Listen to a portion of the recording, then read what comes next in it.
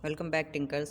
तो आज की इस वीडियो में हम लोग ऑर्डिनो के बारे में जानने वाले हैं। ऑर्डिनो एक्चुअली ऑर्डिनो यूनो होता क्या है और इसका हम लोग कहाँ पे प्रयोग कर सकते हैं, किस तरह से प्रयोग करना है इसको, और इसकी पिन्स के बारे में आज हम लोग डिटेलिंग में जानने वाले हैं। तो यहाँ पर आप लोग को स्क्रीन पर 3 ऑर्डिनो दिख रहे होंगे। तो मैं सबसे पहले आप लोग को बता दूँ, ये जो आप लोग को सबसे बड़ा दिख रहा है ये ऑर्डिनो मेगा है।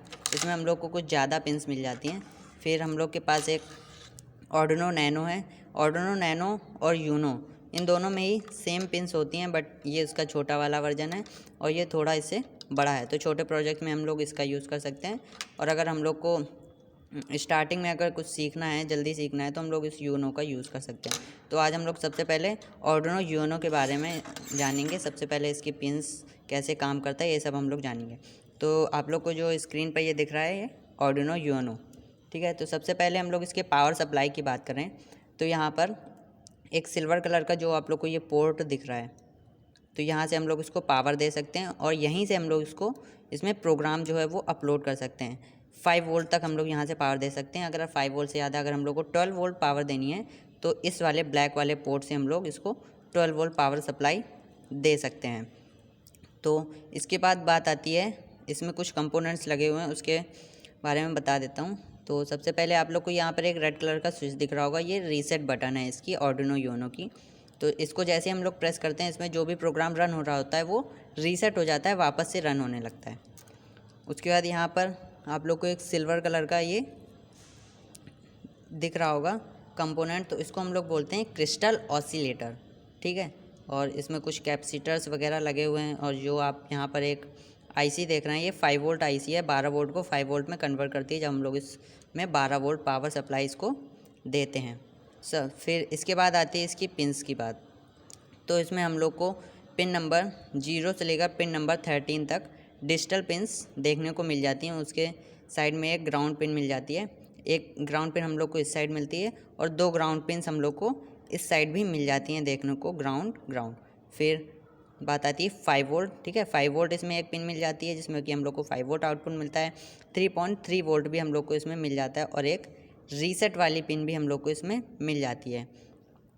तो ये थी हम लोग की डिजिटल पिन्स, 0 से लेकर 13 तक डिजिटल पिन्स हैं। आप लोग डिजिटल पिन्स में आप ध्यान से देखें तो यहाँ पर आप लोग को एक एसी का एस की तरह एक साइन बना हुआ दिख रहा होगा किसी किसी डिजिटल पिन्स में। तो इस साइन का मतलब होता है PWM, pulse with modulation.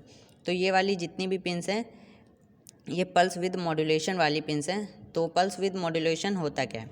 Pulse with modulation का मतलब यहाँ पर जो हम लोग की डिजिटल पिन्स हैं, नॉर्मली डिजिटल पिन्स है जैसे 13 नंबर है, 12 नंबर है, तो इनमें हम लोग को क्या मिलेगा, या फिर हाई वोल्टेज मिलेगा या फिर लो वोल्टेज मिलेगा, ठीक है। या तो हम लोग को 0 मिलेगा या फिर 1 मिलेगा। तो हम लोग यहाँ पर पावर को वेरी नहीं करा सकते।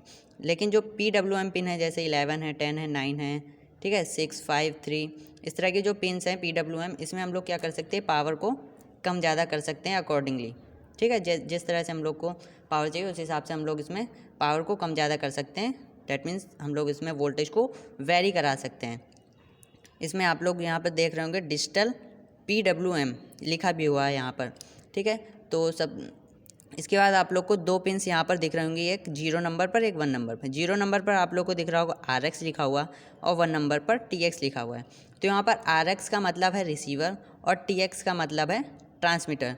रिसीवर मतलब यहाँ पर जो भी अगर हम लोग सेंसर यूज़ कर रहे हैं ऑर्डिनो के साथ, ठीक है, तो उससे जो सिग्नल आएगा वो ये वाली पिन रिसीव करेगी और ट्रांसमीटर ऑर्डिनो जो है वो ट्रांसमिट करेगा सेंसर को, ठीक है। उसके बाद आती है हम लोग की एनालॉग पिन्स।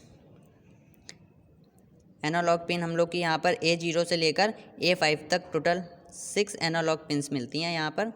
ये इस साइड हम लोग की डिजिटल पिन्स होती हैं और इस साइड एनालॉग पिन्स होती हैं, ठीक है। अब डिजिटल पिन्स और एनालॉग पिन्स में क्या डिफरेंस होता है? डिजिटल पिन्स आप लोग देख रहे हैं जैसे कि मैंने बताया PWM पिन, ठीक है। PWM पिन है जो, उसी तरह हम लोग की एनालॉग पिन भी हम लोग उसको समझ सकते हैं। जो डिजिटल पिन्स हैं उसमें हम लोग या तो हाई वोल्टेज दे सकते हैं या फिर हाई वोल्टेज दे सकते हैं या फिर हाई वोल्टेज ले सकते हैं, लो वोल्टेज दे सकते हैं या फिर लो वोल्टेज ले सकते हैं, ठीक है। एनालॉग पिन्स में ऐसा नहीं है। एनालॉग पिन्स में सपोज़ हम लोग अगर कोई सेंसर यूज़ करते हैं, ठीक है, तो उसमें से जो सिग्नल आ रहा है तो वो सिग्नल में कितना वोल्टेज हम लोग को आ रहा है, उस वोल्टेज के अकॉर्डिंगली ये आउटपुट हम लोग को प्रोवाइड कराएगा।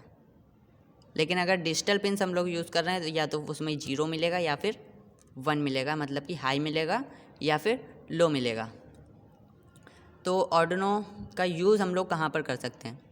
सबसे पहली बात, इसमें आप लोग देख रहे होंगे इसमें लगा हुआ है एक माइक्रो कंट्रोलर।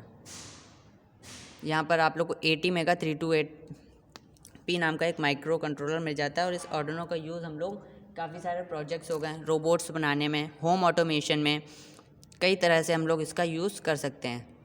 ये आप लोग को एक एक्चुअली पूरा बोर्ड मिल जाता है सीखने के लिए। अगर आप लोग प्रोजेक्ट को और भी कॉम्प्लिकेटेड नहीं करना चाहते हैं और छोटा बनाना चाहते हैं तो आप इस वाली चिप को रिमूव कर सकते हैं प्रोग्राम को अपलोड करने के बाद। आने वाली वीडियोस में मैं ये भी बताऊंगा कि इस वाले जो हम लोग की माइक्रो कंट्रोलर चिप है इसको बिना आर्डिनो को कैसे यूज़ करना है। इसको हम लोग यूज़ तो कर सकते हैं लेकिन प्रोग्राम नहीं कर सकते, प्रोग्राम हम लोग को आर्डिनो में लगा कर ही करना पड़ेगा। ठीक है, तो ये हो गया आर्डिनो यूनो की बात। तो और भी कई सारे बोर्ड्स होते हैं, जैसा कि मैंने आर्डिनो मेगा दिखाया हुआ था, अभी आर्डिनो नैनो दिखाया था। तो इसी तरह से आर्डिनो के और भी कई सारे वर्जन्स आते हैं जिनका अलग अलग काम होता है, उसमें अलग अलग पिन्स दी होती हैं। तो आज मैंने आर्डिनो यूनो के बारे में बताया। आने वाली वीडियोस में हम लोग आर्डिनो यूनो से रिलेटेड काफ़ी सारे प्रोजेक्ट्स भी लेकर आएंगे। तो आज की वीडियो में इतना ही। अगर आप लोग का कोई क्वेश्चन हो तो आप लोग कमेंट में पूछ सकते हैं।